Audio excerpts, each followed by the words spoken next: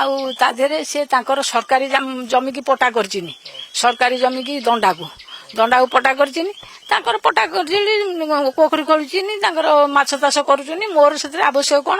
ମୋର ବନ୍ଧଟା ତାଙ୍କର ନାହିଁ ମୋ ପାଖରେ ସେଠୁ ବନ୍ଧଟା ପକେଇବି ବୋଲିକି ମତେ ନାଇଁ ଶୁଣୁନାହାନ୍ତି ସେ ବନ୍ଧଟା ପକେଇ ଯୋଉ ମାଟି ପକେଇଲେ ସେଠୁ ମୁଁ ଅବରୋଧ କଲି ନାଇଁ ମାଟି ପକାନା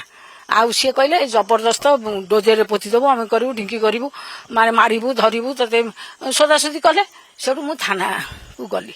ଥାନାକୁ ଯାଇକି ଜଣେଇଲି ଥାନା ସେଠୁ କହିଲା ମୁଁ ଡାକିକି ବୁଝିବି ସେଠୁ ଡାକିଲେ ଆମକୁ ତାଙ୍କୁ ଡାକିଲେ ଆମକୁ ଡାକିଲେ ସିଏ ସମେତେ ଠିଆ ହେଇକି କହୁଛନ୍ତି ଆମେ ମା ଝୁଅ କହୁଛୁ ମତେ କହିଲେ ଚୁପ୍ ତୁ କଣ ତୋ ଚୁପ୍ ରହ ଝୁଅ କହିଲା ଚୁପ୍ କଣ କରୁଛ ସେ କେସ୍ ଦେଇଛି ଚୁପ୍ କଣ କରୁଛ ଆମ ବିଲରେ ମାଟି ପଡିଛି ଚୁପ୍ କଣ କରୁଛ ଝୁଅ କହିଲା ପୁଅ ଯାକ ନଥିଲେ ଝୁଅ କହିଲା ଯଦି ମାନେ କହିଲା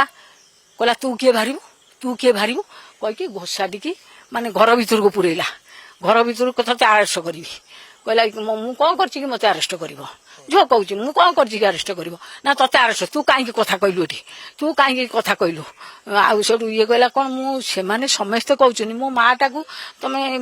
ବାର କଥା କହୁଛନ୍ତି ମୁଁ ଆଉ କହିବିନି ଆମ ସମ୍ପତ୍ତି ମୁଁ କହିବିନି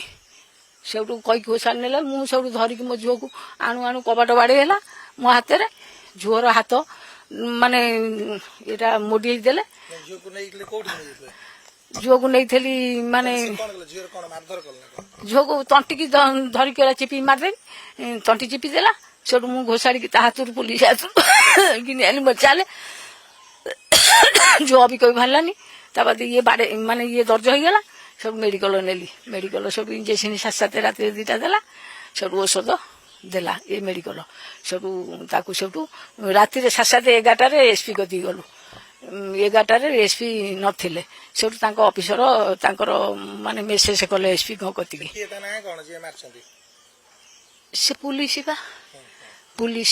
ଜାଣିଲ ସେଠୁ ମାନେ ଆଙ୍କ ବୁଦ୍ଧିରେ ମାଇଲା ଆଉ ଇଏ ଠାରିଦେଲେ ଆଉ କଣ ନା ବା କେହି ନଥିଲେ ଆଙ୍କରି ପାର୍ଟି 8-10 ଜଣ ଆଙ୍କରି ମାନେ ଯୋଉ ଆମ କେସ୍ ଯାହାକୁ ଦେଇଛୁ ଆଙ୍କରି 10 ଜଣ ମୁଁ ଭଦ୍ରଲୋକ କାହାକୁ ଡାକି ନଥିଲି ନାଇଁ ଆଉ କେହି ଷ୍ଟାଫ ଗୋଟେ ଜଣ ଥିଲା ପତଳା ହେଇକି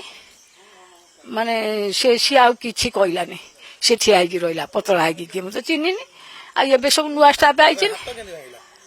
ହାତ ବା ମାନେ ଯୋଉ ଏମିତି ମୋଟିକିରି ଯୋଉ ନେଇଗଲା ମୋଟି ହେଇଗଲା ଆଉ କଣ ପାଷ୍ଟର କରିବାକୁ କହିଥିଲେ ପାଷ୍ଟର କରିନି ମୋଡିକି ଏମିତି ଧରିକିରି ଏମିତି ବୁଲେଇ ଦେଲା ଏମିତି ହାତକୁ ଏମିତି ବୁଲେଇ ଦେଲା ଆଉ କଣ ଏମିତି ବୁଲେଇ ଦେଲା ପୁରା ହାତକୁ ବୁଲେଇ ଦେଇ ତଣ୍ଟିଟାକୁ ଧରିନେଲା ଯେତେବେଳେ ତଣ୍ଟିଟା ସିଏ କଣ ହେଲା ମୁଁ ଯାଇକି ଧରି ଆଣିଲା ବେଳେ କବାଟ ମୋ ହାତରେ ବାଡେଇ ହେଲା ଜାଣିଲ ଏଇଆ ହେଲା କଥା କମ୍ପ୍ଲେନ କରିଛି କମ୍ପ୍ଲେନ କଲା ପରେ ତା ବାଦେ ସେ ଯୋଉ ଏସପି ଦେଇଛି 7 ଦିନ ସମୟ ଏସପି କଲେକ୍ଟର ସେଠି ରିଭାସକୁ ଯାଇଥିଲୁ ସେଠି ଭେଟ ମିଳିଲାନି ରିଭାସ ଏସପି କହିଲେ ଏତେ ବାଟ କାହିଁକି ଆସିଲା ମାତା ମହାନ୍ତି ନର୍ମଦା ସାମଲ ହଁ ଝୁଅ ଏଇ ଘରଟା କରିଛି ବା ଇନ୍ଦିରା ଆବାସ ପାଇକି ଏଇ ଘରଟା କରିଛି ଏଇଠି ରହିଛି ମୁଁ କେସ୍ ଏଫଆର କରିଥିଲି ଝୁଅ ମୁଁ ଡାକିକି ନେଇଥିଲି ଝୁଅକୁ ଆଚ୍ଛା କୋଉ ଝୁଅ ତମେ ତାକୁ ମାରିବ ମାନେ ମତେ ବେଜମାନ କରି ସେମାନେ କହୁଛନ୍ତି ସେଠୁ ସିଏ ଝୁଅ ସେଇଠୁ କହିଛି ମାନେ ଦେଖ ମାଟିଟା ଆମ କାଢିଦେବେ ଆପଣଙ୍କୁ ନ ବୁଝିକି ଆଉ ସିଏ ଆମ ବିଲରେ ପକେଇଛିନି ବାପା ତାରିଖ ମାରିକ ମୁଁ କିଛି କହିପାରିବିନି